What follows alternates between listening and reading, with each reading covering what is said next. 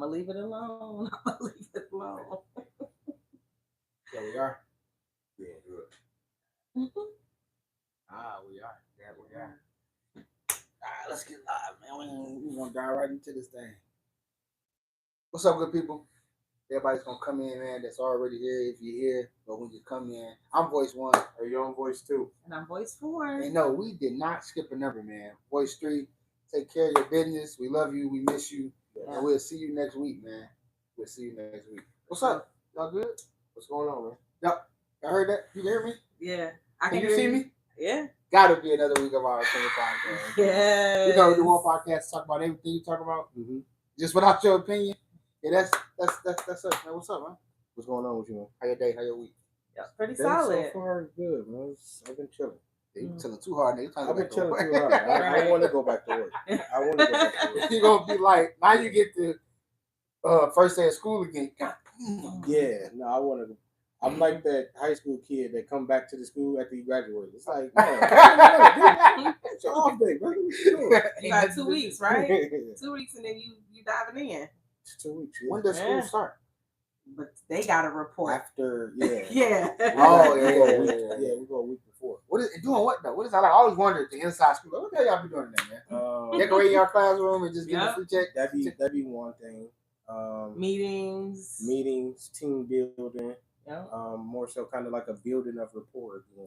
Everything that the district changed between June and August. I got you. The curriculum and all that stuff. Okay, I got the big change this year is students can't have phones in school. Yeah. It's against the law. That's a good thing. So they gotta have those pockets, right? So yeah, so I'm pretty sure we'll be going over how they operate, how do we do all of those things. Pissing kids off pretty much. 1,000%. Yeah. Yeah. 1,000%. So but they don't have an opinion. They're not our opinion. The kids are not our opinion. You heard it. You heard it here first, parents. Just get ready. Don't just send the kid to school with the phone. Tell them to turn it off, turn it down. Don't use it. Only for emergency. And don't get mad when we call you and say pick your kid up. They can't have them in at all. They got the Dave Chappelle lock. Oh, you go to Dave Chappelle show. You throw it. Put it in it's locked. So can they have them at like recess? Number. Make sure you get the school number so you can call your kid. Can they have them at like recess or like downtime, like that kind of thing? I don't think so. No. Oh. So technically not in the building. I don't know though. Got you. Maybe between classes, I'm just shooting a text message real quick. Yeah, like from okay. I don't think so. From what I'm hearing, they can't have phones in school. I'm not against it. I know us though, the parents. Now all of a sudden, and my baby got it on the homeschool. Little junior. So, and that was what I was thinking, honestly. Right. A lot of kids, this can be the time where they go online, and honestly, their grades are going to shoot up. Now you have a better chance for Lil Willie to get a maybe a scholarship or something like that. Yeah. Some districts tested that last year with the little pockets. Like you come in the classroom, you put it in a pocket, you can't touch it. P, what's up, P? My counterpart, female best friend, she's an educator. Okay. And so they tested that, and she said surprisingly test scores did go up. With no phones? With no phones. Yeah. Because it's not in front of them distracting. Because you got something to do, like learn. You literally got to pay attention. Imagine that. Students have to pay attention in school. Yeah, that's crazy. I know it's going to have to be. I think it's going to be a challenge on not only the students, but also the teacher side. Because they can't be on their phone either. Yeah, not only that. I only think it's that. It's more so now. You kind of really have to teach again. True. Before it was, you know what I mean? Okay, well, you kind of go to your laptop or whatever, bring up your phone, and you can type it up and do all of that. Now it's like, okay, I really have to teach these kids. But now, and hold their attention. In your district, do they have laptops or like the Chromebooks and stuff that's assigned to each student? It's more so assigned to a class, and in that class, it's assigned. You have those kind of like assigned seats. Okay. But it's for a specific class. Gotcha. Yeah. So what was that? Ashley said in Alabama, they have yonder pouches. Phone has to be placed in the pouch upon entering the school. If you're caught with the phone, you don't get it back until the end of the school year. Oh wow. Yeah, that's like wow. Damn. Yeah. End of the day is a thing. Yeah. But he ain't getting no play. Yeah. He ain't getting no play. And I want to do something I don't typically do. I want to address a national topic, if you will. Okay. I already know how to articulate it, but I'm gonna just shoot. This Nolan Well thing. Okay. Black kid who lost his life. Essentially upon hanging with white kids, white people. Mm-hmm. It is very hard as a parent to listen, to watch, and not have an opinion. And I'm gonna say something real bold, and I hope it makes sense. If it don't, my show, do what you will with that. It is very hard, man, to try and not teach my children to be racist. Now, these are itemized incidents, right? Okay. Mm-hmm. But they're so prevalent. Very seldom, if ever, do you ever hear of a white kid attending a black event and coming back dead. You never hear that. Yeah. And so I almost have a notion to be like, hey, man, your little white friend, man, keep him at school, man. He can't come over. You can't go over there. And I don't want to be that way. Yeah. But it's so terrifying. I'm not a racist guy. I don't really care black, blue, white, or orange. Mm-hmm. But these stories just make it so. This kid lost his life and nobody knows what's going on. Now all of a sudden they got footages and audio, and it's like, here's what I also think. This is just my personal opinion. I don't think whatever happened to that kid was on purpose. But I think when he died, it turned black and white immediately. Yeah.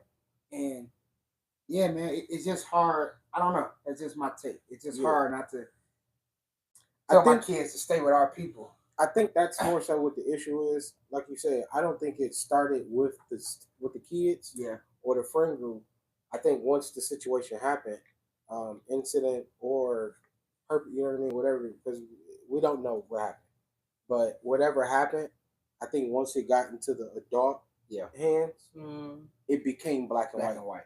1,000%. So now and it also not only black and white, it also became territorial, in the sense to where they had that show, Your Honor. The name's not familiar. I'm not. It was a show on HBO. Okay. Maybe 2021, 22. Showing your age, boy. No, it was but this is but HBO is not like a real thing no more. So it's like it was real prevalent when we were growing. No. This is 2021. Yes. Yeah. Oh, okay. He was watching TV during COVID. Okay. That's all I'm saying. You gonna lock down. I don't know why I heard old one. Yeah, so in the movie, in the TV series, Your Honor, there was a judge. Okay. His son either killed a kid or saw a kid get killed or whatever the case may be, and then everything after that was covering it up to save his son. And it was everything just spiraled out of control. And this is like, honestly, the weird thing is it's kind of playing out in real life now. Yes. To where it's like the situation happened, black kid, same thing. It was a judge in New Orleans, and black kid, whatever happened, and it just spiraled out of control to where it's like all of these, how a series do, where it's like all of these people are connected by this one thing, and you'll never know they're all connected. And like I said, it's kind of showing out now in real life to where it's like one of the kids' parent is a judge. Yeah, see? And I'm pretty sure they got behind it, and now they're pulling strings, whatever the case may be. They're packing bags in my mind right now, bro. Yeah, kids is never this quiet. Yeah, and it's like, it's never this quiet. Come on, man. Yeah, kids are never this quiet. So high school kids? Yeah. This quiet? And as nobody posting nothing? And as a parent, that's it's that's a grown person. Yeah, it's scary, bro. As a parent, anything you take? Well, if you recall some episodes back, I think last season I came on and we talked about being on the other side of the track. Okay. And I kind of shared about where I grew up and how I grew up. And so it hits a little different where it's almost hard to vocalize because there's so much that of this that I've seen. For context, you grew up in a predominantly white area. Yeah. And not suburb. We're talking borderline country, like dirt roads, farms. And so, not my whole life, but the majority of all of high school and part of junior high. And so, I think for us, it's education. It's education to say, not that you can't be a part, but it's never going to be the same and never going to be equal. And what I've seen, and this is kind of where some of that stems from, how we briefly hit on, I think one time, like interracial dating and why I feel about it the way I do.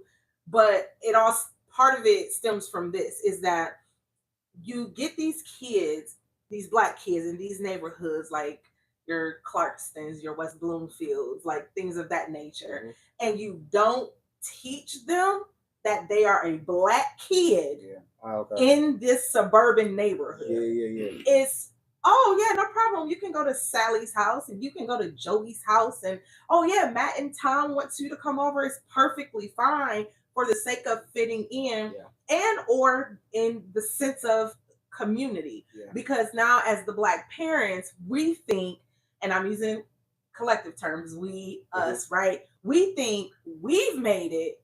And so now we're in these Macomb townships, safer areas, right, 24 mile and whatever, which is, Trump Central. But now we're in these areas, and now it's like, oh, because we're all in this cul-de-sac together, it means equality. And it does not.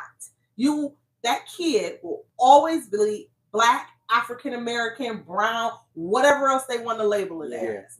And to me, that's the lack of the education piece for the black parent that's in that neighborhood. And then on our end, your end, it's the education to say, like, you don't gotta hate them, but just know it's, even though y'all may be friends, there's not an equality of what happens to you happens to them, and it never will be. So when you're in a situation where it's one, which I've been that one in a classroom, I've been that one on a sports team. You know what I'm saying? And the dynamic is just is not easy, and it's not. And I think we have to stand firm on. I think about my brother and sister-in-law. Everybody comes to their house. The kids come over their house. Very, very seldom will my nephews stay the night. Maybe go over, but stay the night somewhere else. Like almost never. My kids the same way. And I'm the same way. And I've never had the perspective of actually being somewhere where it was predominantly white, be it school, maybe work, but even with that, it was whatever. But I've never had that actual experience, so I would imagine that's something different. Which again is why it's borderline hard not to say, man, just don't rock with them, because there's so many stipulations, and which is kind of what we talk about, like on the interracial dating part. That's why I say don't date. No matter how many people over here are gonna be cool with, it's gonna always be somebody that's willing, probably literally the guy will kill you about the black and white version of it. And I'm sticking black and white because that's just predominantly what it be with black and white. But the education too. And so it's just, I don't know. As a parent, the education looks a little different because also, where is your child being raised? That may not be in their face. So the conversation is going to look and sound a lot different. And it's, I guess it's hard to say, like a Nolan, when you're in a predominantly, or like a Rachel, when you're in a predominantly right, to say, like, don't date anything else but black. And it's hard. Like, I ain't got no other options. It's hard. And you know what I'm saying? On the parent and putting them, and I look at it like this too. It's hard. I look at it like this. I'm not going to say most, I could be wrong. I think the majority of white people that are racist, they have one representation of why they don't mess with us, because we ignorant. And we got one too, because they always kill us. And I think ours trump theirs, so it's like, if anybody gonna be racist, nigga, it ought to be me. And so it's like, like I said, you never turn on the TV, bro, and you hear white guy goes on a boat ride with the black friends come up there. But I think too, what I don't want to lose sight of too is, like, keeping in mind that aside from black and white, even though we know that is the issue, but also teaching them, like, as kids, as teenagers, like, y'all know how, think about it, how you used to horseplay, how you used to sneak out, how you used to be like, oh, well, I'll be back, how you used to, so part of that is also them being teenagers. And the unfortunate is this tragedy happened from them probably being teenagers. Again, we don't know the story, we weren't there. We can speculate all day long. But I think too, again, it's just something to be said that there's a level of parenting, from my point of view, that is just too lax these days. Like, it's too lax. Yeah, no, I agree. No, I agree. I wholeheartedly agree. I think people, and I've said it on here, I say it in real life all the time, don't trust me that much. With your kids, Yeah. Don't trust me that much. Yeah. I'm not saying I I'm probably one of the most trustworthy person when it comes to kids. Yeah. However, don't trust me. Like people really put that where it's like I'm just gonna turn my back to whatever, and it's like you can't. Don't put your trust on in an individual. I don't care how much you know this person. Yeah. Whenever my kids go in, we still this somebody trying to somebody. Yeah, for sure. I'm still having these conversations with what I mean. Teenager. Yeah. Oldest son, 16. Like, hey, they might say, you know what I mean? Still my baby. Yeah, I'm still going to ask the question. You know what I mean? It's like even now, and I think I talked to you. I know I talked to one of my other, like a real close friend of mine, whatever, about navigating this new age that my son is in, him being a teenager, and also being in sports, to where now a lot of sports it's traveling. Yeah. And it ain't, okay, we're gonna be on 15 Mile. Or we're gonna be you know what I mean?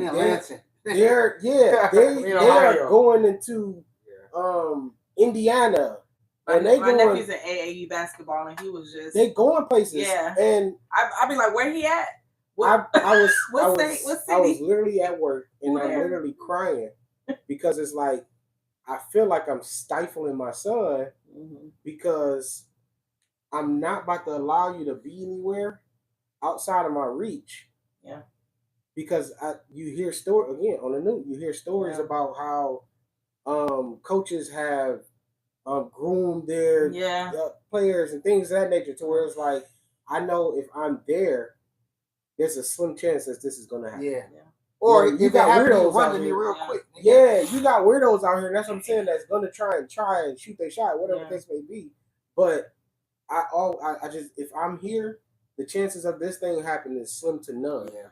And it's like it's difficult because it's like I said, like, okay, am I stifling him? Because it's like, nah, I don't want you to do travel, especially abroad in the sense, hey, you can do local teams and things of that nature. Yeah. But you traveling, going places like out of state, like I gotta get on a plane and come get you. Yeah, it's hard. Like, come on, you know what I mean? So it literally I work in tears scary, about man. this. Yeah. It's scary. Like, am I really hindering my son? Like, my job as a parent, as a father, is to set him up and put everything in front of him to help him succeed. Yeah. And it's like now I have this thing to where it's like, well, this is how he succeeds, but it's like also this is how he get found out. But I think too that all opportunities are not good opportunities, and we've learned that in adulthood too. And I think too, like, you know, it's something to be said and this is an experience that I was very close to. It wasn't me, but like side by side. Yeah. But there was an instance where there was a molestation situation. Well, not molestation because it wasn't family. But there was a predator situation. Okay. And I knew the individual. And I've been around this individual. But not once did he ever try it. But he also knew who my mama and daddy was too.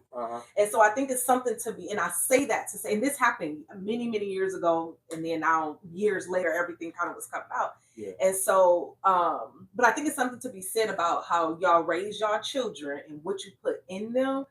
And being present and being visible, I think it's something to be said with, not that it's perfect, but that person, we can't try Dennis. Like, we can't try Brandon. Like, we know, like, that ain't, we know we can't pray on them. Yeah. So I think it's something to be said, and I want to give y'all credit for being amazing fathers, you know, but I said y'all didn't just say voice too. I said y'all collectively. But being amazing fathers and doing the best you can. There's no guidebook to parenting. And so you do what you think is best in that moment. Sometimes it's 100% right, and sometimes it's 1% right. You know, and then you tweak it and change it as you go. That person, was their father present? The ones that were involved, no. Okay. No. So the individual who preyed on them, it was a recurring thing where, that's a single parent home. That's a single parent home. Oh, that's a broken home. May not be single parent, but broken. So I've watched, and it's a weird. I don't want to call it a fetish because it's a weird thing to say. I've watched so many documentaries on predators. Yeah. And how they think and how they operate and things of that nature. And by and large, the majority of them all have the same MO, if you will. Yeah. It was the absent parent, specifically father, or the one that's not so present, and things of that nature. The broken home, too, where it's like, oh, this person on drugs, this person a drunk, this person this person that, And it's situations like that to where it's like, yeah, man, like you would, I would trust and hope, and that's another thing too. I would trust and hope that if, God forbid, something happened, that my child would tell me when it happened, other than not tell me. Yeah. And then now they're grown. The person that did something is long, you know what I mean? Yeah. And there was no justice served in a sense. To where it's like you're saying this coming out in your 20s and 30s, something that happened where it's like, you know what I mean? Like, and people always say, "Well, I know my kid will tell me." Will they? Yeah. I literally pray this every day. Literally, I pray that if my kids don't talk to me, that they run their mouth to someone that they think is trustworthy, or they just talk too much. Because they gonna tell somebody, and it's gonna get to somebody. And hopefully, they get to me. Yeah. I literally pray that, bro. Like, because I understand I ain't the one. I may not be the most easy to talk to parent in their eyes. Yeah. Or they just scared for whatever reason. Yeah, exactly. So my prayer is be like, hey, listen, Lord, hope my kid is babbling to somebody, and that person tell another kid or another adult, and it just gets somewhere. Yeah. And I end up finding out. It's so scary, man, because as much as we pour into our kids and we hope that they make their own decisions. True. Yeah. They're vulnerable at certain times in life. Yeah. They're airheads at certain times in life. They just don't know, and then they're easy sometimes. Yeah. And it's just so scary, man. Like when you were talking about, I got a couple of rapid fires, so I want to bounce around. I got a controversial something on this topic. When you done. Okay. Before you jump. Sports. I try to teach my son, Brandon in particular, hooping. Like, you know, be a little tough, talk a little shit. But I'm scared of that too. Yeah. Because one, that ain't him. Mm-hmm. But it come with the game. Yeah. And now our kid want to pick my son up, and it's like, I'm running on the court. Oh man! And it's like all I'm teaching is the grit. As we boys in between these lines. Yeah. Forget your mama, nigga. You all that. Like it's just under the umbrella of sports. Yeah. And then, but you got kids who want to fight, pick people up. Yeah. So it's like it's hard to teach toughness to a kid that didn't have to be tough. Yeah. We had to be tough. We had to blend in, fit in, roll with the punches. And so it's just a lot, man. It's just hard and it's scary, bro. And I think because we're active and present parents, it's kind of like always walking around with a camera on the kid. So we see everything, so we want to put our, and it's like, I gotta say, I watched my son get into an argument one time, bro, and I just cringe like, let him have it, bro. Ain't nobody fighting. Let him see how he hold his own. Mm-hmm. Then the one nigga got him, hey, all right, y'all, come on. Yeah. No, I definitely see that. Yeah. Go ahead, Rachel. I said this is gonna be controversial, so I'm gonna just make the statement. If y'all want to chime in, cool. But I'm curious in this situation with the parents. The sympathy I feel for them is unmatched to what they're feeling. However, again, I live this. I live being in a predominantly white area, gotcha. And I'm curious, and I'll ask and pose the question: is did y'all just get Black representation now because y'all Black, or did y'all have a village before this? Because your village would have probably been in your ear about something a little different as Black parents. Yeah. So it just makes me think. I don't. It makes me think. That's it. I think that's a fair statement. Yeah. I won't touch that. I'll touch that off camera. Yeah. I'm just saying, it makes me think. I'll touch that off the record. I think that's a because where I grew up and the parents that was in that area, most of the time it wasn't. But I'm getting tired of Crump. Oh yeah. I'm getting tired of them. Yeah. I'm sorry. What other than money? What is it? What, like, I haven't seen justice I haven't seen him, and maybe I could be wrong. You got a couple niggas out of jail. You happy? So I'm wrong. So I digress. I didn't hear. That's what it is, though. It ain't nothing. I didn't hear what he said. Just wondering the attorney. The attorney that every major black situation happens. A couple niggas out of jail. He's always the attorney that they hire. And it's usually like, okay, yeah, we got the money back. But is the nigga guilty or not? Yeah. Did they do it or not? Or is it just like, hey, we ain't gonna never know, but here's a new car. Right. Okay, like it's always a face, man. Yeah, and that's why I'm like, always a face. Maybe you have, and I just haven't done enough research. So I digress. Just to move on, just cause in the sense that we just rapid firing, man. I'm gonna give it a raw thought, and I guess we can dive into it if we need to ask questions. Stop reintroducing yourself and stand on the introduction. I think sometimes in life, man, we start moving forward, and let's say air quotes, we got our shit together, if you will. At least we think to our capacity, right? Mm-hmm. Job is good, family is good, and your morals is moraling, and you know what I'm saying? And something happened and you fall off.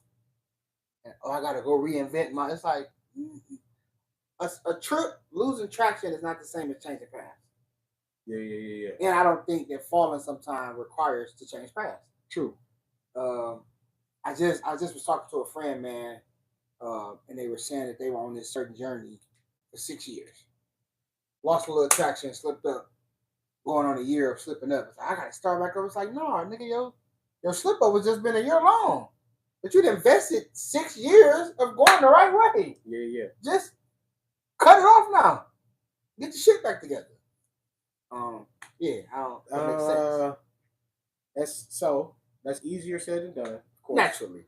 However, I do believe there is a reinvention of oneself when that thing happens, right? Mm-hmm. So, and I say that because I'm thinking about, let's say, on the business side of it, mm-hmm. Corporate America, things of that nature. One of my favorite brands, Abercrombie and Fitch. Right? They had a crazy run. They had a crazy run. Yeah. Big fiasco happened with the owner, right? A drought. Reinvented themselves, changed the logo, changed the store, changed the feel of everything, mm-hmm. and now they are a staple again in a sense, to where it's like, yeah, the situation happened. There is some. What's reinventing yourself though? What does that mean? So in that situation, they took all of the logos and the decal off of the shirts, and now everything is minimal. They have a smaller logo, more discreet, more chill. They still got the moves, which I love, but now it's just the A and F, mm-hmm.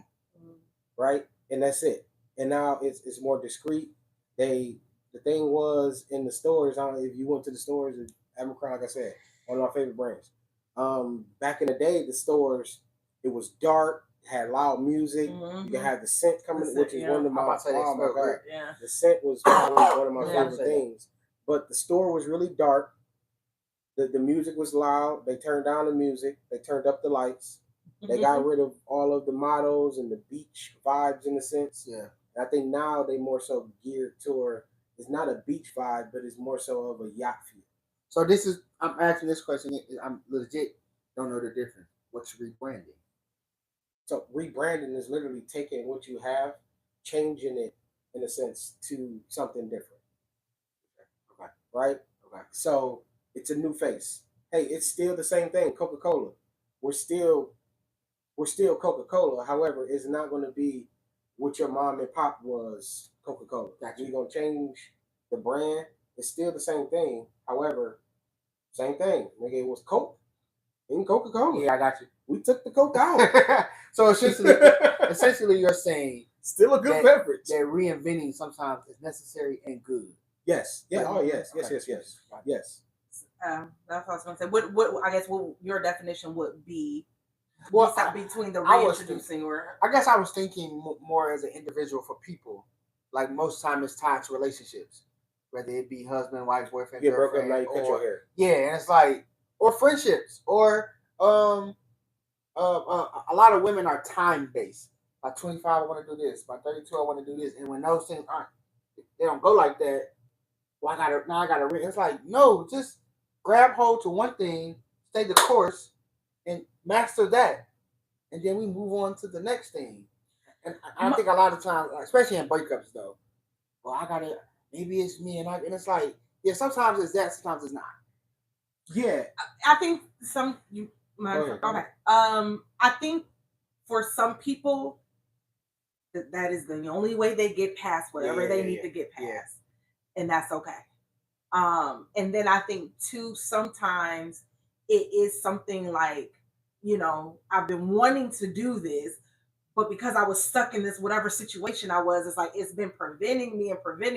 So now that I'm free from that, it seems as though I'm doing it because of that. But really, yeah, pretty much how it goes. That's what I heard. No, so I've been wanting to be one. I'll give you so I was in a relationship. That nigga holding me down. I wanted to get back. So it was 2 of us last week, but I'm gonna hold it down like it's still 2 of us this week. Yeah. I got you, voice 3. But no, so I was in a relationship some years back, and I was like, man, I really wanted to, like, I was working out, and I'm like, and I like stopped. Why? Because now I'm dedicating, I'm reshifting my time, and just things happen. And I'm like, man, I really want to just start working out again. I really want to get back to it. And so we broke up. And I was like, cool, I'm starting to go back to the gym. So we like crossed paths. I was like, hey, what's up? What you been up to? Like, oh, you looking good. Oh, so you went to the gym now that we broke up? No.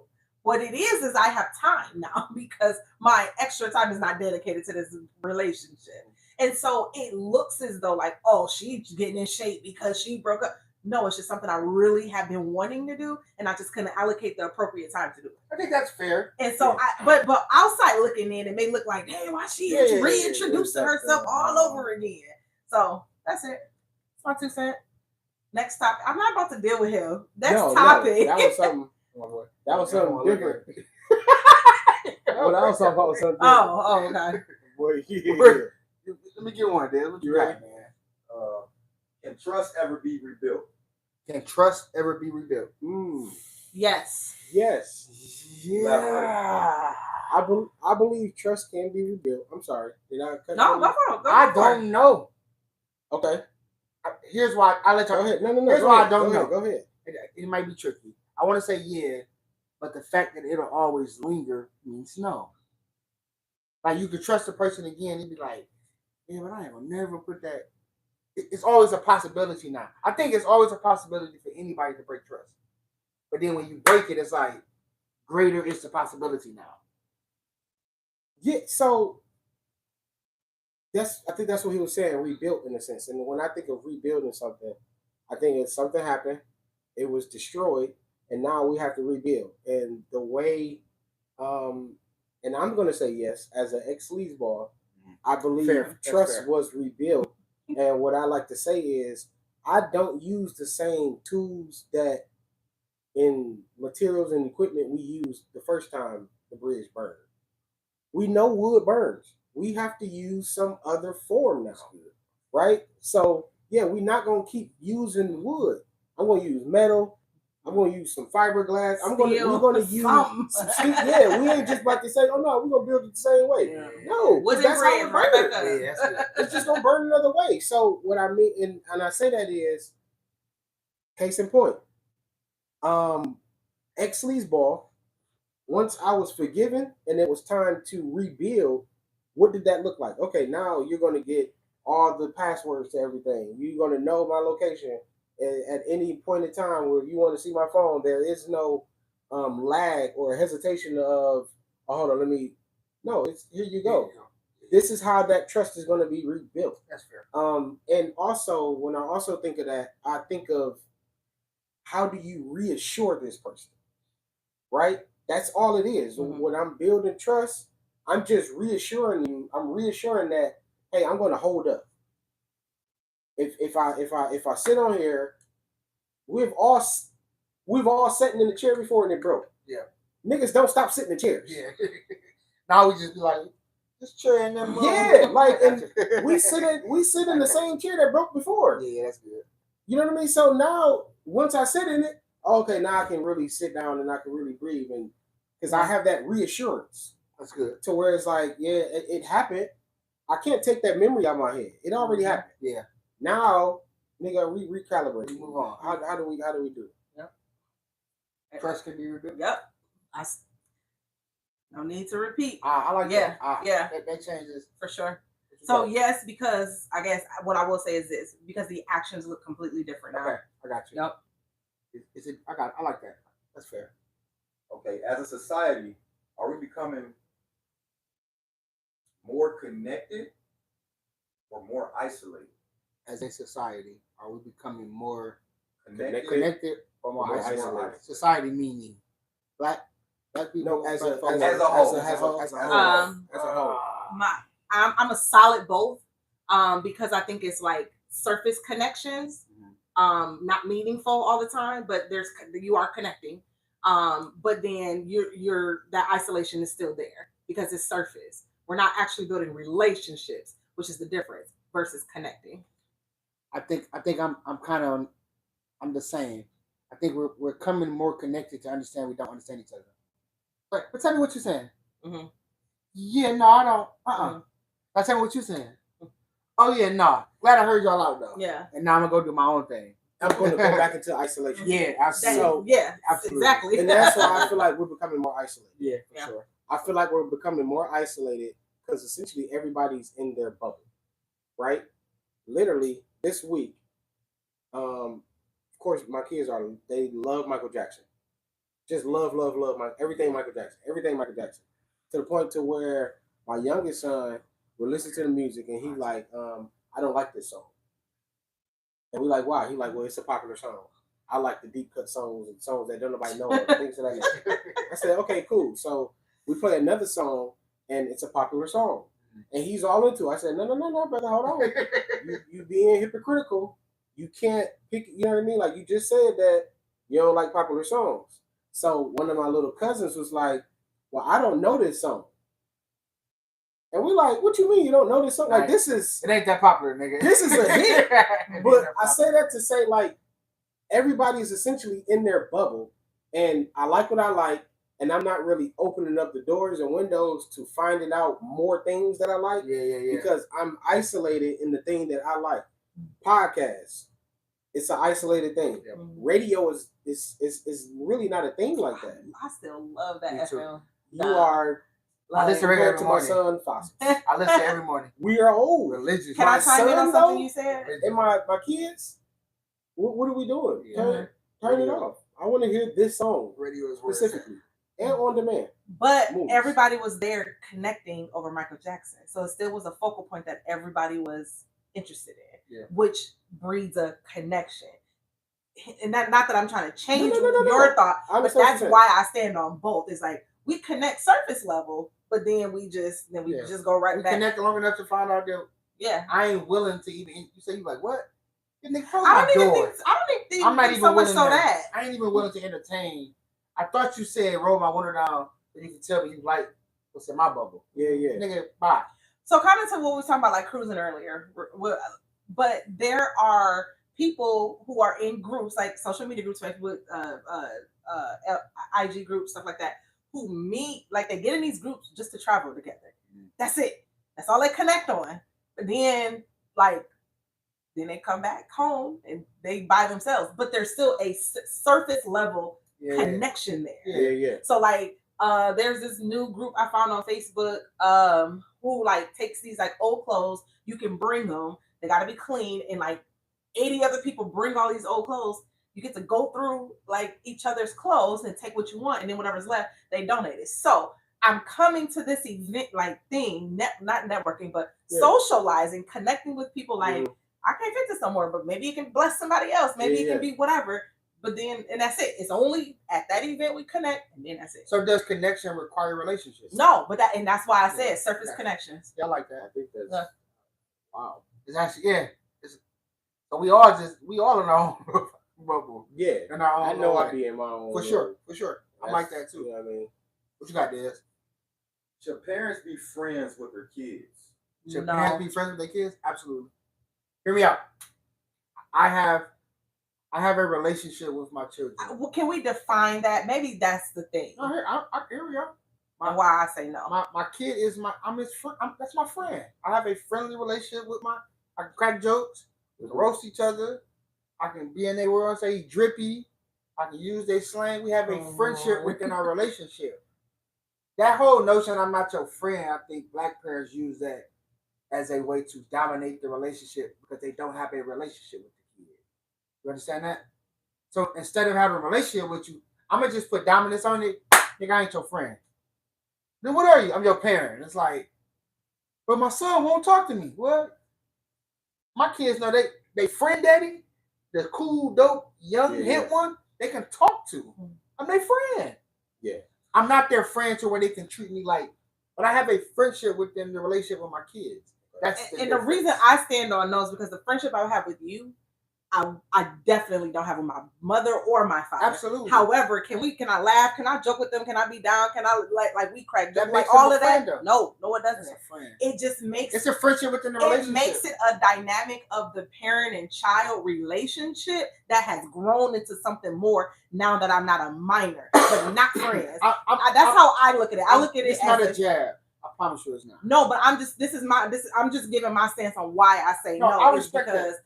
Then what I do can talk to you and chill and crack jokes, whatever I talk to you about. I can talk to Elena. I can talk to Jen. I can talk to my friends But I think there are different tiers of friendship too, though. Like I said, my kids are my friends because we have a relationship. So I have a friendship within the relationship. But they also know I'm the parent, so you can't treat me like you. We not friends to come and just you can come and I can go play the game with my son and enjoy it. Not out of that just be part of your father-son bonding? That's my point because it requires a difference. Father and son bonding requires a listen, hear me out. It requires a difference because it's nothing for a parent to entertain their kid and be like, play the game, just doing this out of this. But father, son, like my friend, I'm sitting here, we cracking jokes.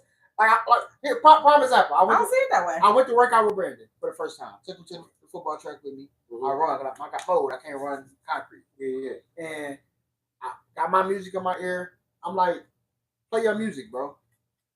He like, my music? I'm like, play what you play, bro. I don't care about the cussing. I don't care. I'm in your world. I want to see what you do when you work out. And I feel like if I would have worn the parent hat, hey, play your music, man. I'm putting no cussing on, man. I'm just a little more lax. I want him to feel like this is my dog. No, so I just think the word friend is so aggressively looked at. Like he felt a safe zone to me to be like, although I'm with my daddy, I'm not with my dad right now, bro. Hey, y'all, comment. I need to hear from y'all. Comment what y'all think about this. I need to hear from y'all. So I understand what both of y'all are saying, right? In a parent-child relationship, there should be some sense of friendship. However, there also should be a parent dynamic, right? To whereas, again, I think a lot of people they go off two extremes where, like you were saying, to where it's like, I'm not even friendly. Yeah, I'm your mama. I'm your daddy. You know what I mean? And that's what it is. So they put fear in you. Yeah, that's the extreme, and then you have the other side of it, to where it's like we're drunk, pissy drunk together. Yeah, like how you know what I mean? So I do believe that I get dressed and my kids be like, "You a big bag." I would never dare say that to my mama. But there's a freedom in like I crack jokes with my day. Now when we in public, I'm sorry to cut you off, bro. No, we can be in public and they be like, "Hey, not right now." But that line will never gets crossed because of the comfortability of that friendship. So I think saying friend like, it's so aggressively looked at. It's a friendship though. Friend like or it's some type of like understanding, but to say, and I'm not trying to overemphasize the words, but to be their friend specifically is a no for me. It's a hard no. Okay, so and this is where I understand both of y'all. However, I can agree more with B to where within my father-son dynamic of my kids, there's a friendship, right? And then also, like you said, to where it's like, but I'm still, so I believe my job as a parent and as a father is to show my kids and help them navigate friendships and also boundaries, right? So I'm teaching you that like you said, every friendship is different and every friendship has boundaries, right? What you and this friend talk about is different than you and this other friend talk about because of the boundaries. So in our friendships, me and my kids' friendship, we can talk about anything. We talk about girls, we talk about it all. My boundary is, one, don't cuss. We can talk, we can have fun, but you ain't gotta cuss and be disrespectful and you know what I mean? Like you ain't have to do that. Also, to disagree with you, I don't mind you playing your music. Again, the boundary of it is we're not about to listen to no cussing. Yeah. Because also me as a person, I don't play cussing music around you. So what you do around your friends, I understand that. You can have both songs. They have it on Apple now to where it's the explicit version, then it's the other. I know you don't. This is probably y'all probably got. What do y'all? So finish your point. So or you can just finish your point because do you have to roll back with your finger and try and so to that point, I think this is where different parenting comes in. Obviously, right? Because I was raised by a mother who literally told me like, "Hey, I know one day you're gonna do it. So I'd rather just kick it with you. You can buy your own weed, roll your own blunt, so ever come back to a cup, pour your own stuff." So to me, it was like there's a level of her understanding that in the world I'm going to experience it at one point. So my parenting regurgitates that. Hey, but that's not a friend though. Hear me out though. To this point about the music is let me not be so aggressive on him in the dynamic where we working out. It's just my dog I'm going to work out with. I don't got daddy hat on right now. So I'm saying, feel free. I know you listen to that. So if I shut it out of you now, I be playing myself. I when I finally hear like, however, beyond this though, in your own time. It's the same when he hooping. On the court, man, come do your thing, bro. Because you the kind of kid I raised you to be, don't be crazy.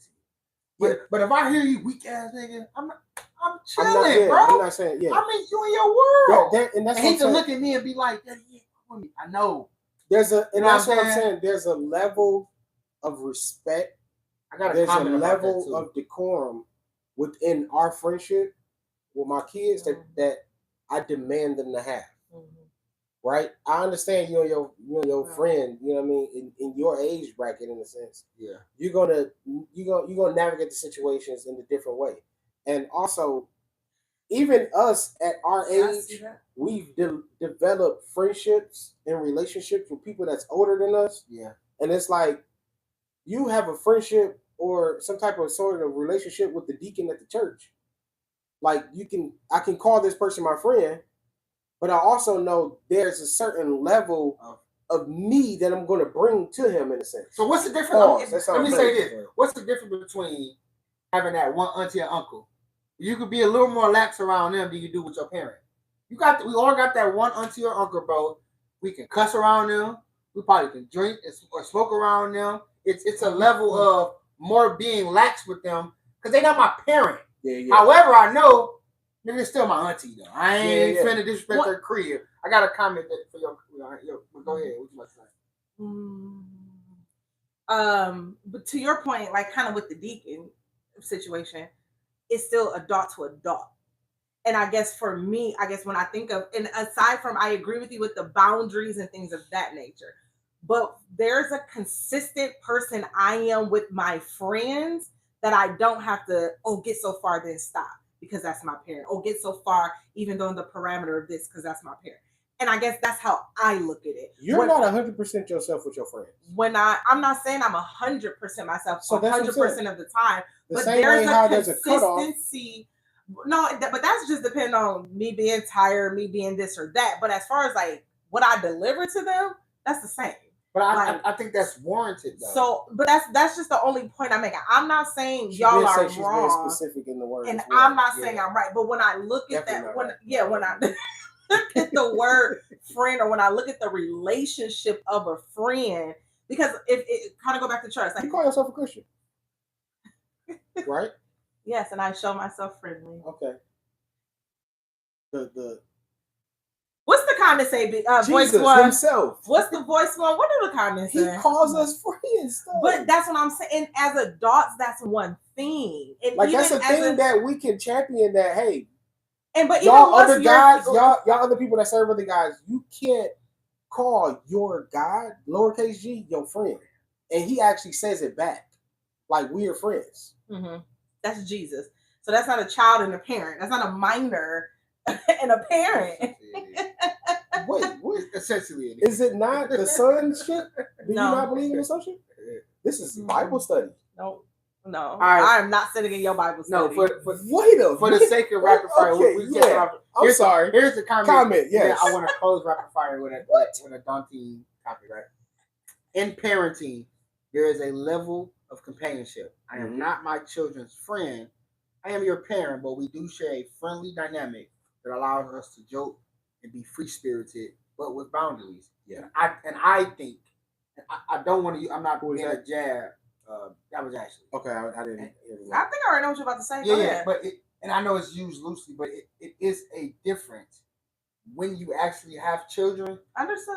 I was waiting for one of y'all to say it, but I'm not gonna lie. But I want to say it in a respectful tone because I'm not saying for sure. It's easy to be like, well, you don't got kids, because it's also interesting to hear from a child's perspective. I'm not friends with my parents because I don't have a certain relationship with them. Okay. That's what changes the dynamic of the friendship. But I can call my dad and crack a joke. Like when I call my son, "What up, bro?" I'm never like, "What up, son?" Like that's like loose. That's my dog. What's up, bro? What's up, daddy? You tell me. Depending on what we talk about, the tone changes. Yeah. Hey, well, listen. Let me tell you this, son. Or, well, come on, bro. Was she cute? Like, so we can talk about that direct. I want to go somewhere with this rapid fire. Transparency versus honesty. Okay. Within their relationship, are they different? Is it necessary? Do men and women look at it differently? What do y'all think? Yes, there's a difference between in a relationship. Oh yes. Okay. Oh yes. In life, yes. I got you. There's a difference. I don't think it just cuts off in relationship. I think I just wanted to put the suit on the relationship. Yeah. But yes, what's the difference? So for me, transparency, there is a difference. Okay. To you all, when do you use one without the other? I require both. You could definitely use one without the other. I believe at the same time. Always. I believe one. So I believe one can be used by itself. However, if you use the other one, it's a Mr. Allen's type of thing. It's $29.250. You get both. I think it's a package deal. I think transparency is a gift to you. I don't have to share my transparent moment with you. I do it either to ease your mind, to help a fear maybe, depending on what we're talking about, and or to relate, empathize, or sympathize with you. Mm-hmm. So it's a gift. I don't have to be transparent. Okay. Honesty, it's when it's required of me when you ask me something.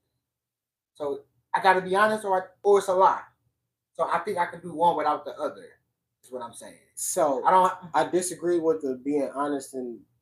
Let me give an example. Yeah, no. I scratched that. No. But I still want to give an example. You're right. To make it. Because you're saying you're right. You're saying you can do this one, but when it comes to this one, they both got to be there. True. Here's my example. But here's my example. Let's say you can be telling the truth and still lying about it. Let's say I'm in a relationship, right? Because we're talking about relationship. I'm with my girl. We're on our way to a party where I know an ex of mine is going to be there, and she knows the name of the ex in the face. Transparent moment. Hey, babe, before we get here, just want to let you know I didn't invite. Got wind of Tracy gonna be there. Yeah. It's just easing her mind, giving her a heads up, letting her know when she walk in, don't be off. What she's doing here? You know. Now, if I go to the same said party, see Tracy, and come home, hey, babe, how was the party? I had a really good time, babe. I enjoyed myself. I don't have to volunteer that Monica was there. Tracy. What up, Tracy? I don't got it. Already lying. He wasn't even transparent. What he didn't tell her was Monica gonna be there too, and that's what honesty gets you. Yeah. But yeah, he gonna tell him himself. But I don't have to volunteer the transparency of that she was there until she says, for whatever reason, asked, was Tracy there? I'm like, yeah, shit, the way you said that. Well, you ain't tell me that, but I ain't know, man. I ain't know I had to come home and volunteer that though. But I ain't gonna lie when you ask me. So go ahead, boys too. No, go ahead. No, go ahead, boys too. Our purposes like adults. What I'm gonna say is this, and maybe this is coming from ex-sleazeball. I lead with transparency. Yeah, that part. Right. Mm-hmm. I lead with transparency, simply because one, you may be asking me to see if I'm gonna be truthful. If I'm gonna be honest, right? If I'm gonna be honest about my night. Yeah. I know you know what I mean? Maybe your intentions are different than what I'm saying.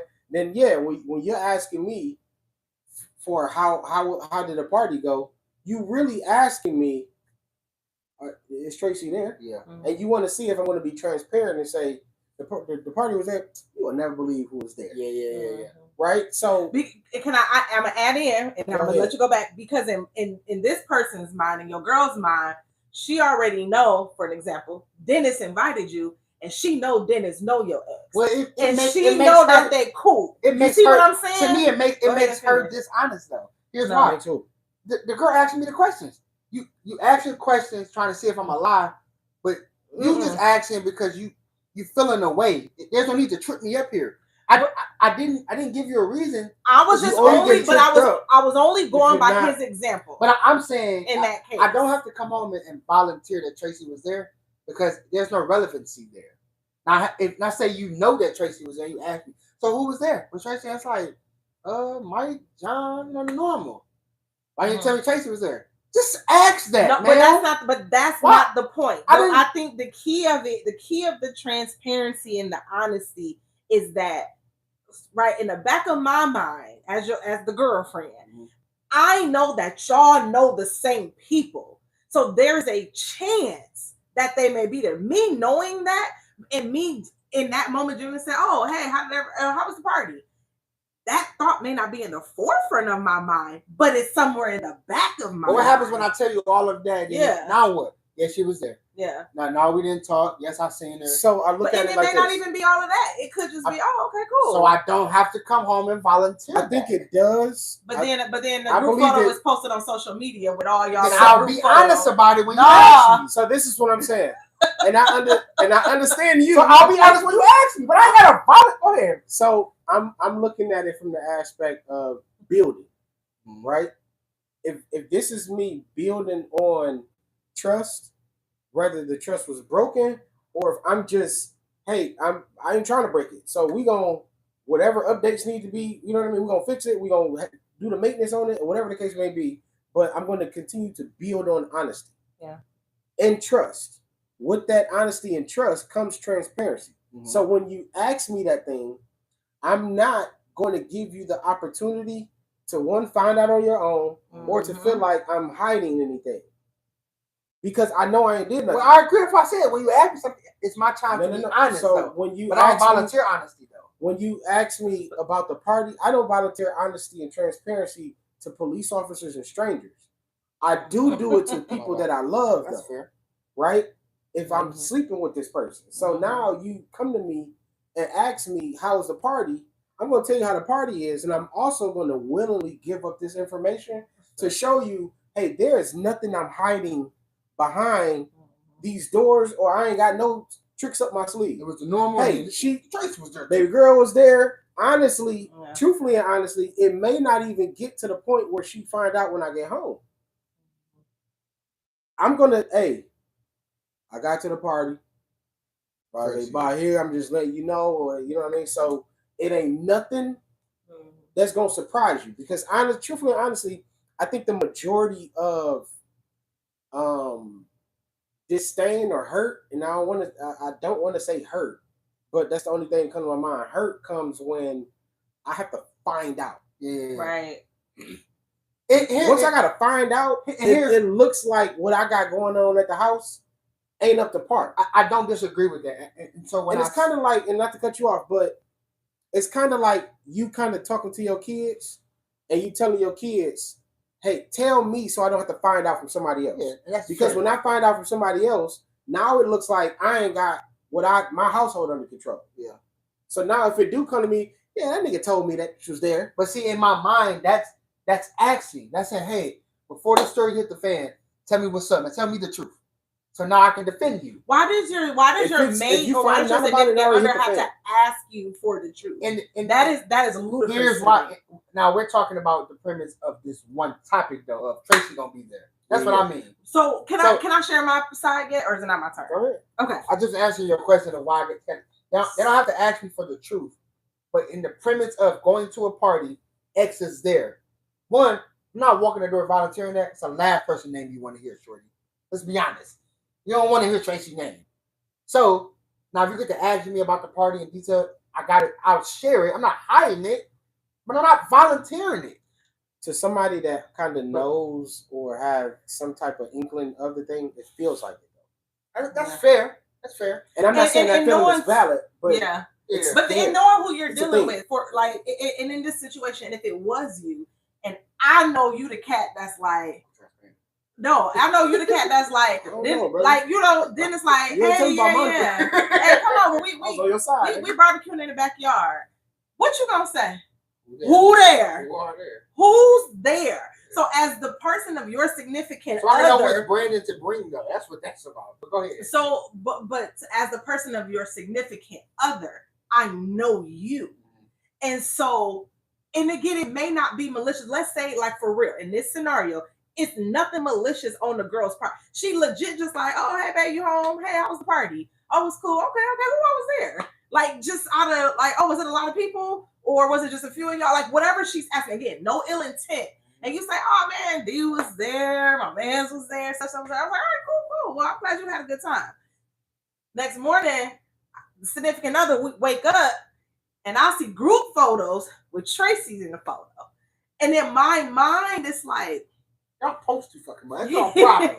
It happens. That's y'all problem. And they probably don't even post. Somebody probably stay in the room. Right. What is that? The 0.5 shot? Yeah. Like, or even on the phone we got a drone in the party. Right. Yeah. Or it's even a phone call where, I went to the barbecue and you know Tracy was there, and now it's like it's not even a picture, it's word of mouth. Right. And I think it alleviates that.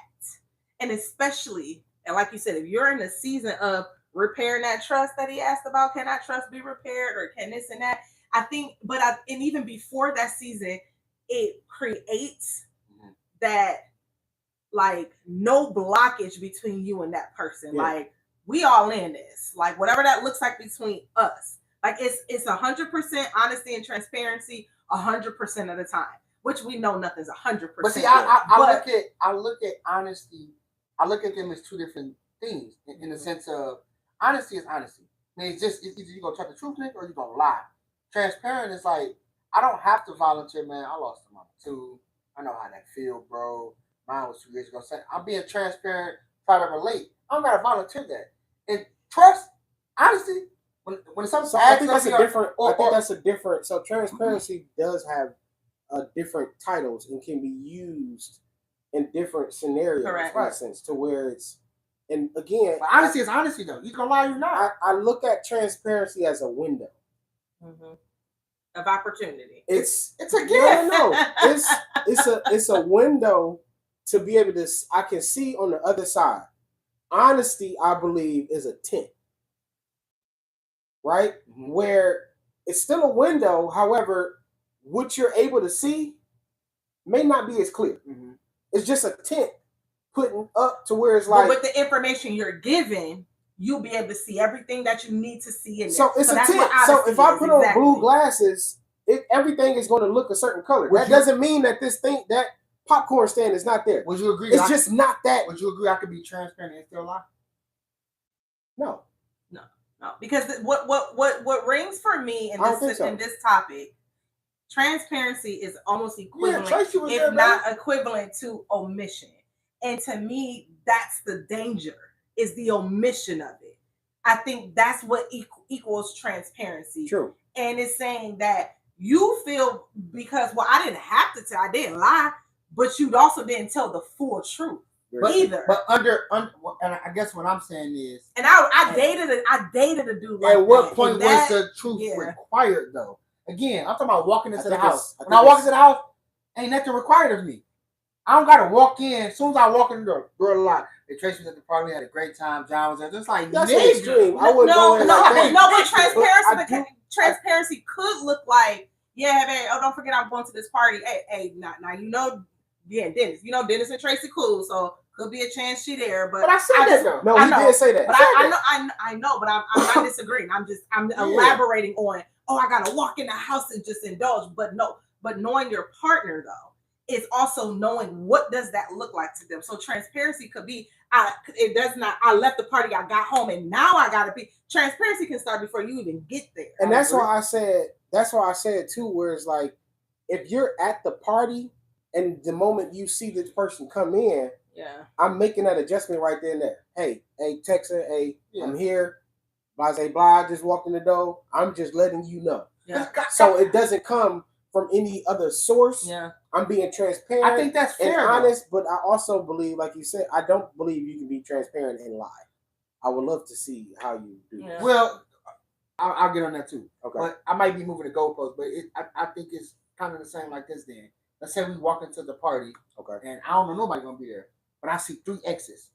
Am I required to just be like, hey, that's one of my exes. That's one of my exes. Context. Here's why though. I'm gonna give that. You also said she know Tracy. Right, which is why I'm saying. And that's context. But we talk about being honest, though. Just volunteering being honest. But what I also said, know your person. So that person, so this is the thing. You and Tracy been broke up for 6 months. Fire. Right. No, but hear me out. I'm being transparent. Though. Hey, but hear me out. And again, that's transparent. But no, hear me out. But honesty would be, any of your exes here? Yes, one right there. I ain't finna lie to you. She asked. He said if he asked. But that's being honest. Let me get the context. That's being honest. The context is that you and Tracy broke up 6 months ago. Since y'all broke up, 3 times she done text you and twice she slid in your DM. The 2 other exes from 17 years ago, they just whatever. So context. Hey. No, I'm good. Go back. I'm here. Go back. Voice. Come back. Oh, shit. Your DM at 4 in the morning, nigga. Hey. Now, mind you, you could have handled it. You could have responded. You could have responded and said, "No, I'm not gonna spin the block. Like this ain't that. Whatever it was, whatever it was, right? You could have handled it, but it's the fact that that's still current, and now you're walking into a situation where. So that's why I say it's the context of it matters. So those other 2 exes may not care about your person. Could care nothing about. But I think that's a different dynamic in the sense of. I agree with that. And that was just that's just an example. Yeah, but I agree with that if the dynamic for this conversation was just in a relationship. Right. Now that's different with the context of that. Right. Yeah. I don't. But we also started to say that Tracy knows the new girlfriend knows her. We didn't give context to how they know her. I don't think in the situation, but you should kind of do like if we're at a party and it's like, oh well, you know, this my ex, or whatever like that. I you know what I mean? I do believe I understand you in a sense to where I understand you in a sense to where it's like, hey, if the question is asked, then I'm going to be honest and transparent. Yeah. However, I'm not going to essentially just willingly give up information in the sense. Omission is dangerous. No. This is what I'm saying. Now I start a fire. I'm saying no. So this is what I mean by that. There was nothing that warranted you to even do that. That's what I'm. What I'm saying is the moment it is warranted when you ask if your significant other asks, "Hey, how was the party? Who was at the party?" and I don't give you this information. That's what I've been saying though. No. That I feel like that's a difference. No, I the said difference is I don't volunteer next unless it's asked of me. It's the same concept.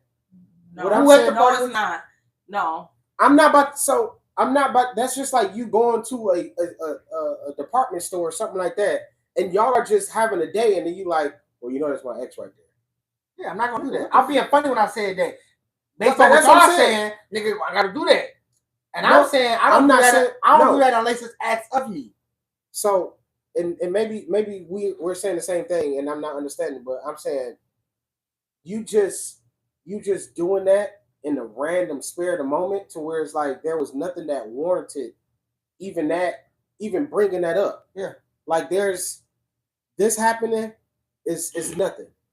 That's what I'm saying. Right? I've been saying that. But what I'm saying, like, if you had a party or some type of get together where there's you're intentionally going to this event, not randomly walking through the store. Yeah. Right. Where it's like I'm two different scenarios. Saying that. I'm here. I opened up and said that. And it's also based off the scenario you said where you know this person.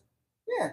If I'm going here and you know this person and then you find out that I'm here and this person here and I didn't tell you. You're saying nothing's wrong with that. No, I opened up and said that we're on our way to a party. And I know Tracy's going to be there. I'm going to volunteer that transparent moment. But that's not the point. Now we are on our way to. Let me pause you right there. It's not y'all together on the way to the party. If your girl is with you and y'all are on the way to a party, heck yeah, you got to say something. That's not what we're talking about. We're talking about you going to this party. I also said that in the beginning. I said, now if I go to the party and come home, I go to the party and then come home. You said, how was the party? I said I'm not walking in the door from the party by myself and volunteering that Tracy was there. When you asked me how was the party, you said the scenario you give was as soon as I walk in, well, you know Tracy was there, and that's what I'm saying. No, I'm not. I've been saying that. That's what I'm saying. I'm not doing it. There's no necessity for that. I'm not walking in volunteering. Had a great time. I was there. Tracy was there. I'm walking in and saying, I'm not saying nothing until you ask me. For the most I might be like it was a great party, had a good time. But so for the most part, whenever you are going somewhere, you're going to debrief your day. Yes. With your significant other. But I'm not volunteering Tracy until I'm asked. That's crazy. I'm not volunteering that, bro. Crazy work. What? Under what premise do I need to do? If you know I went to a party, I got a woman's perspective though. Go ahead. Unless Tracy has been causing issues in my relationship, I wouldn't give a damn if she was the main event at the party. Did you enjoy yourself? What y'all do? What you eat? But that's what she said though.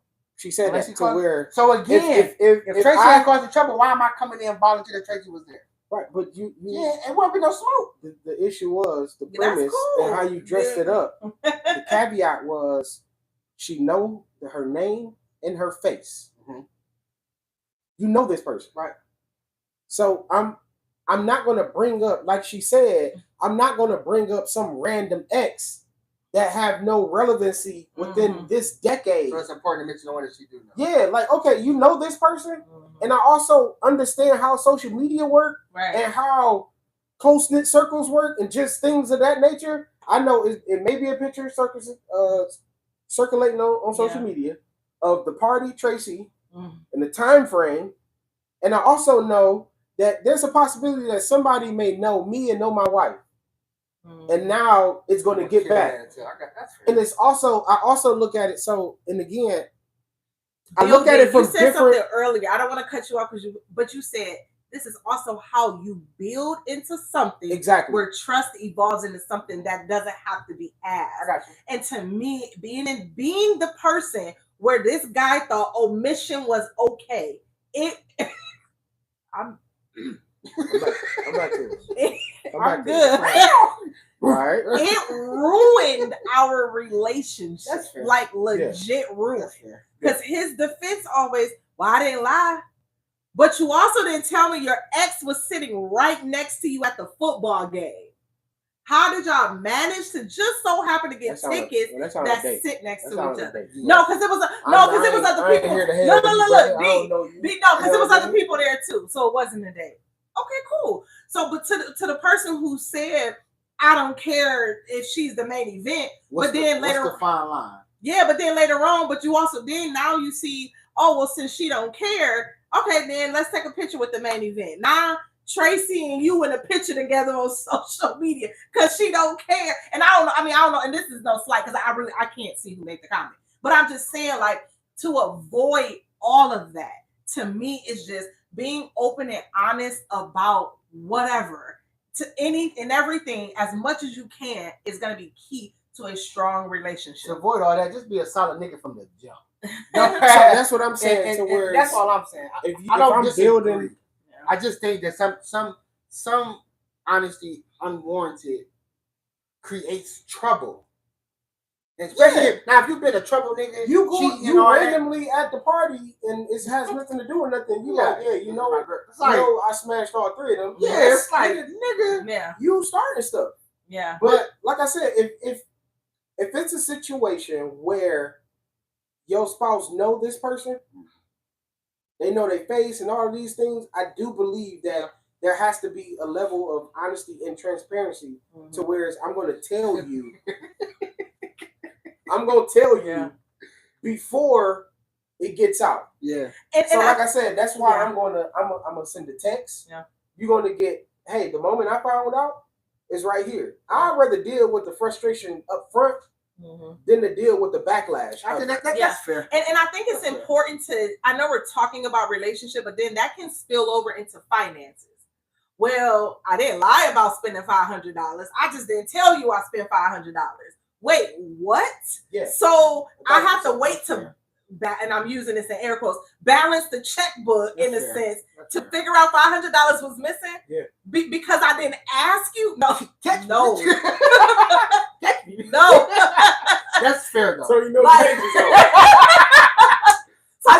didn't know. You understand why it's important in the dynamic of a relationship. That's exactly why I said, like, that's fair though. Starting off earlier on to build, you have to have some type of foundation to build on.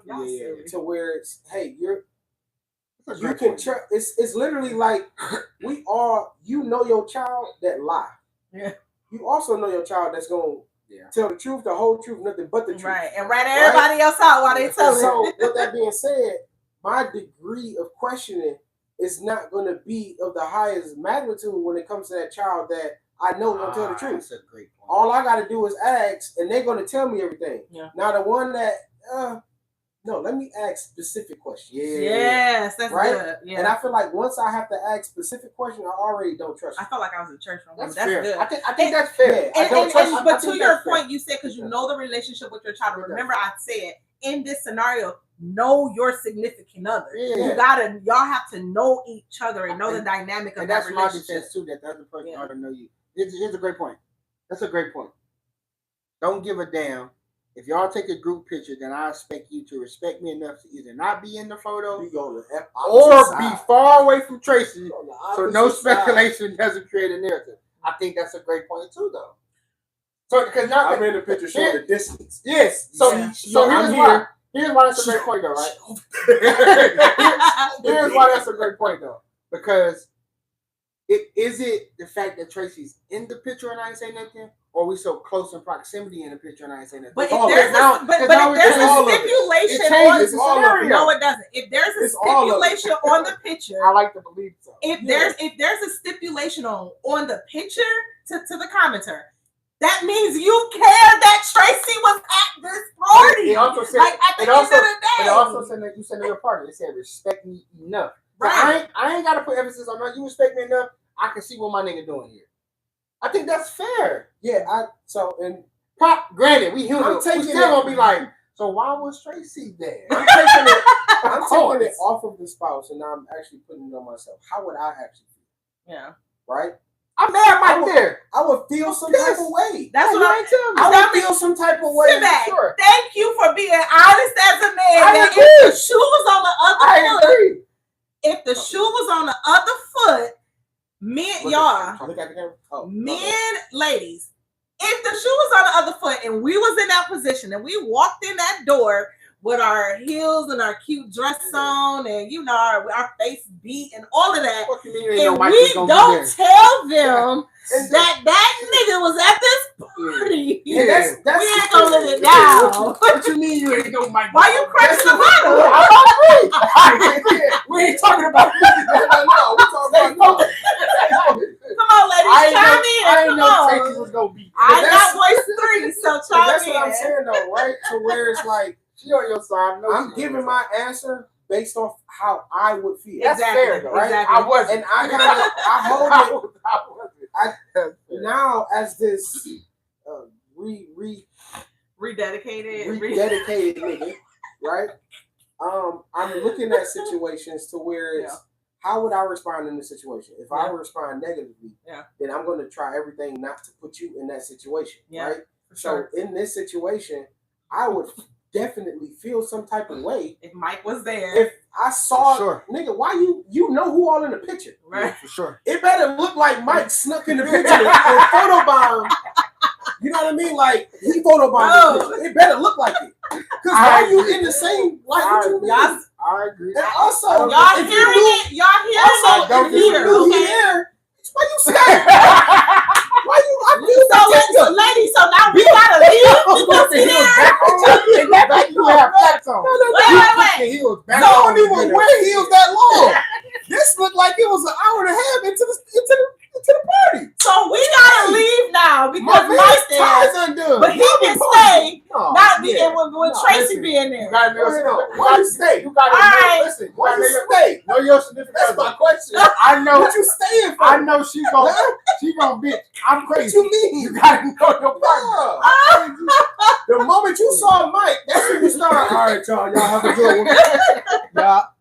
You be on your way. No, because me and Mike not standing next to each other in the picture. That's why I said exactly. That's why I Mike said got a fly suit on too, nigga. Yeah, and we both wearing blue. That's why I say the transparency is needed. It is. Tell them soon as it happened, because now I got the option. You can give me the option to say, you know, hey, you want to go home? Hey, ladies, next thing y'all know, all of a sudden he walking in the door like, "Hey, I thought you wasn't coming to the party. I decided to come. How you get here so fast?" I took a Molly. My back feel great. How you get here so fast? Yeah, so I'm about to say transparency. Right. Don't be like this nigga. Hey, don't be like this nigga. Say I'm gonna be honest. You ask me, I'm gonna tell the truth. Be honest and transparent. Fellas, let me tell you this, man. You don't just go randomly say I smashed 3 girls at this party. Stop saying you don't want to go. Get your ass a good dress. Because Mike is there. I'm gonna tell you that night. It's always Mike. It's always Mike got Mike that stone too. Yeah. I ain't gonna lie. Mike looking good. Right. The boy look like money. Mike, he probably brought his leg with him. And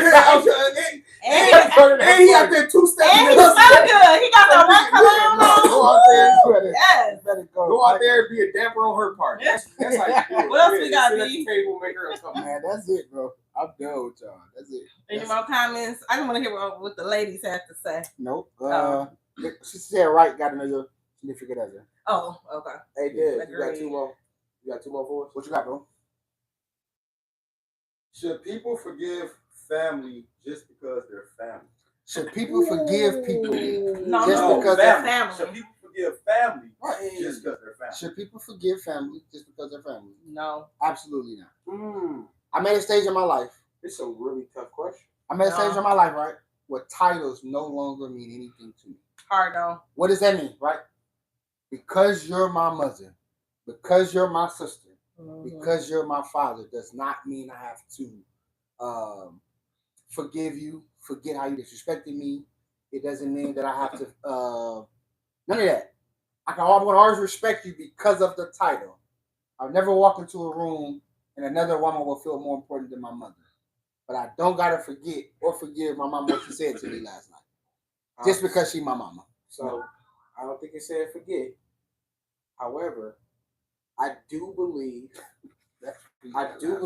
you have to, or not have to. I do believe you should forgive family because they're family. I believe you should forgive anybody. Truthfully, honestly. Not because you know Jesus, just because they family. You know what I'm saying? Because they family. I think you I think you should forgive people. I also believe forgiveness does not mean, as you like to say, re-access. Mm-hmm. You don't have to have the same access to me, but I can forgive you. Mm-hmm. And I also, but his question is just because they're family. Yeah. No, I say yeah. I say no because it's kind of like what we said earlier about rebuilding that trust. The action has to look different. So we need to have a conversation about what we have. That's the re-access. I don't. You don't. No, not re. Just because I forgive you, it doesn't mean you have access to me again. I can forgive you, and hey, I don't. You don't have to re-enter my life. Our dynamic has changed. Our friendship does not have to resume. But for me to say, oh man, you my cousin, and so man, like I just forgive you just because you're my cousin and family. No, because again, the conversation is had about what happened, right? Because that's generally how forgiveness works. There's a conversation, right? But that don't mean you got to immediately access. That just means we talked about it, we squashed it. The forgiveness is there, but that's any person. That's not just because we talked about it and we figured it out. Yeah. Simply because you have the title of family. I don't have to forgive just because. Yeah, for me. But however, I'm gonna comment on this comment too. Excuse me. However, I'm a type of person. Family gives you grace. That's why I'm not gonna whoop your ass. You really deserve for me to get with you. That's what I'm saying. You get family discount. However, I don't have to forgive you because you're my family. I have to forgive you because I love Jesus. I gotta forgive you, right? And so, however, just because So listen. I don't like the. I don't hear like me. I'm about to tell you why. Because I love Jesus. I can expound on which is why I asked. I was like, not because we know Christ. It's because they family. The family trumps the idea. I don't. Yeah. I don't know what you're saying yes to. So the Bible talks about Adam and Eve knowing the difference between good and evil, right? Mm-hmm. I believe some of that is wrapped up in just because I know this thing is why I'm doing this thing. Mm-hmm. Just because I'm only doing good because of X, Y, and Z. Yeah. No, you should do good because good is good. Mm-hmm. I should forgive because that's what I'm supposed to do. I'm going to forgive. According to but I'm supposed to do it because of the. Not because of Christian ideology. I don't believe so. So how can you say that? I don't believe so. Say that.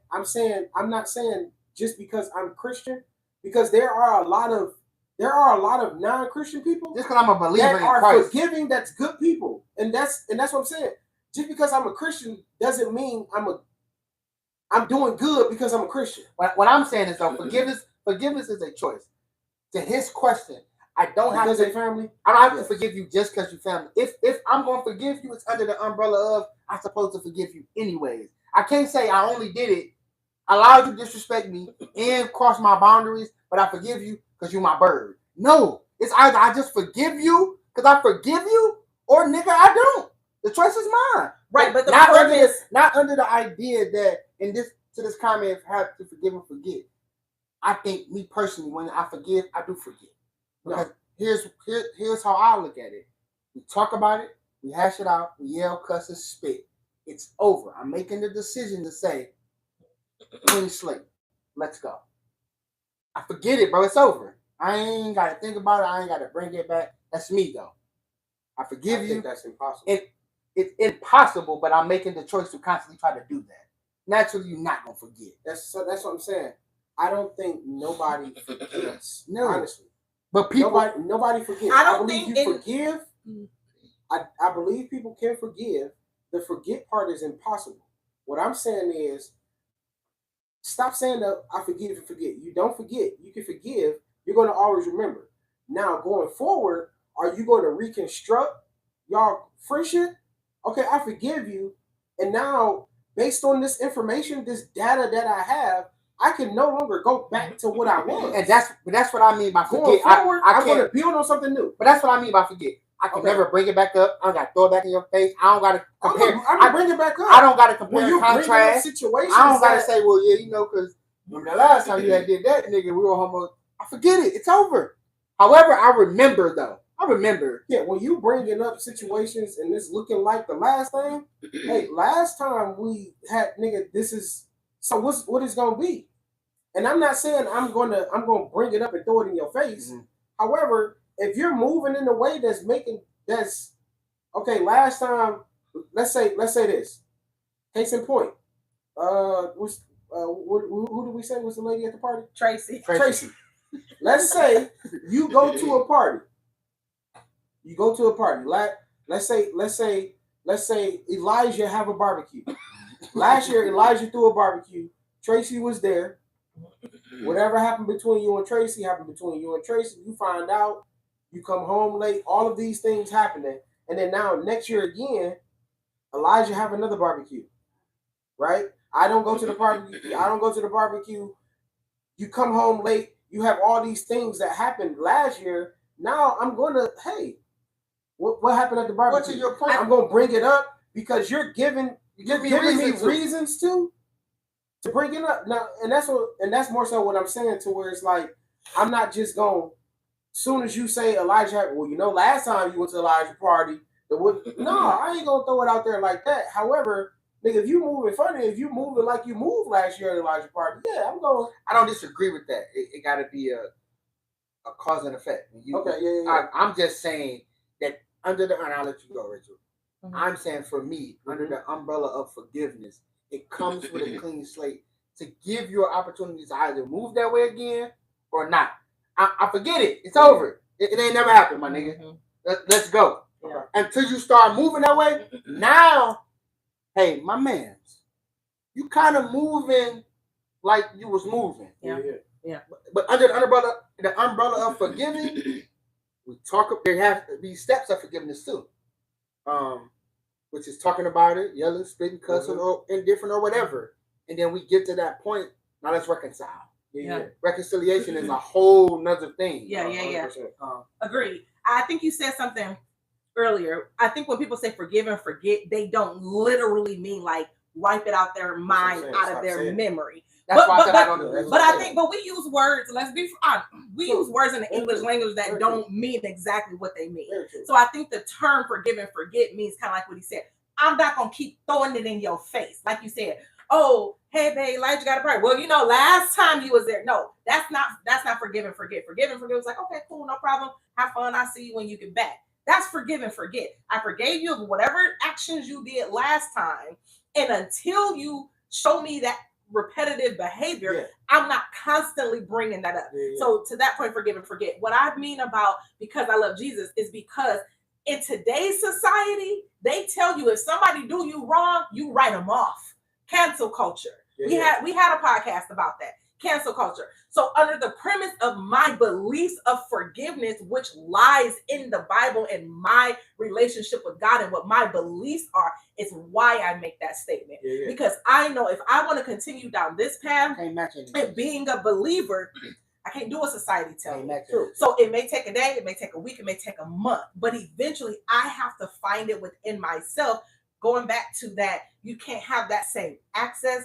And sometimes forgiveness is a season. And we don't always talk about that. We don't always respect that. Mm-hmm. And so sometimes that looks like a season. You share, your rebirth. What do we call it? Rebirth, reconfirm, whatever we called it. I'm sure it was a season of things looking differently, steadily, more and more, right? And then eventually now it's like, okay, it's 9:15. And then I'll be right back. It's probably nothing in the mind. Last 14 years ago. No, you go for 2 hours. You get what I'm saying? Yeah. So that's that forgive and forget. And again, like me saying under the premise of my beliefs of forgiveness is that lies in I want to live my life a certain way that's pleasing according to my belief in God. And God tells me to forgive. Because if it wasn't for that, baby. That nigga so dope. He forget every nigga. Baby. What did you do again? Yeah. Nah, you good, kid. Yeah. Sorry. And so again, dog, that's why I stress the whole title thing. I can't say just because of the title. Yeah. That's why. That's like saying, I ain't gonna say that, but yeah, I'm gonna wrap it up. Cool. Yeah, give me one more, bro. Shoot me something quick. Real rapid fire. We get one response each.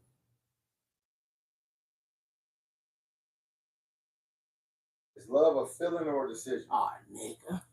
Love is a decision, not a feeling. It's a decision. That requires your feeling. Decision, for sure. I like that because I was gonna say both, but I like how you worded that. A decision that requires your feeling. Love is a decision that requires your feeling. I don't think you really need your feelings. Love encompasses several emotions, which AKA equals feelings. So there's several emotions that encompasses love, and that's how. Because then that's how I feel. Then that's how it becomes displayed. Because if you only learn internally, who would know? But because those emotions are in it, now it's outwardly displayed. Yeah. Oh, okay. Let's talk about off the record. Hey, I'm gonna leave you with a gotta say it, man. Here it is. It's not whatever your perception is, nigga. That's the facts, nigga. People always be like, yeah, I mean, I guess that's your perception. Nigga, it's blue. It's blue. I don't know what more evidence you need, man. I'm voice 1. You're on voice 2. And I'm voice 4. Easy.